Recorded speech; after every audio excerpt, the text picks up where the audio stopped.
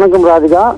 வடகிழக்கு பருவமழை காரணமாக செங்கல்பட்டு மாவட்டம் திருக்கழுக்குன்றம் அடுத்த வள்ளிபுரம் கிராமத்தில் பலத்த காற்றுடன் கூடிய கனமழையானது பெய்து வந்த நிலையில் சிவகுமார் என்பவர் வீட்டில் தனது மனைவி மற்றும் 2 பிள்ளைகளுடன் உறங்கிக் கொண்டிருந்த போது நேற்று இரவு பெய்த கனமழையில் வீட்டின் படுக்கையரின் சுவர் இடிந்து விழுந்ததில் அறையில் இருந்த பொருட்கள் சேதமடைந்தது. மேலும் வழக்கமாக எப்பொழுதும் அந்த அறையில் படுத்துறங்கும் குடும்பத்தினர் நேற்று இரவு பக்கத்து அறையில் படுத்துக் கொண்டதால் அதிர்ஷ்டவசமாக உயிர் தப்பினர். மேலும் இந்த சம்பவம் அப்பகுதியில் பெரும் பரபரப்பை ஏற்படுத்தியது. இந்த தகவல் குறித்து அரசு அதிகாரிகளுக்கு தெரிவிக்கப்பட்ட நிலையில் இதுவரை யாரும் வந்து பார்க்கவில்லை என்று வேதனையுடன் தெரிவித்த குடும்பத்தினர் மேலும் தங்களுக்கு உரிய நிவாரணம் வழங்க வேண்டும் என்றும் கோரிக்கை விடுத்தனர்.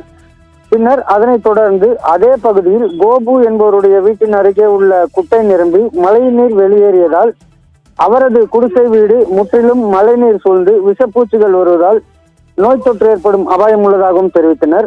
எனவே ஊராட்சி மன்ற நிர்வாகம் விரைந்து மழைநீரை அப்புறப்படுத்த வேண்டும் என கோரிக்கை விடுத்துள்ளனர். ராஜிகா.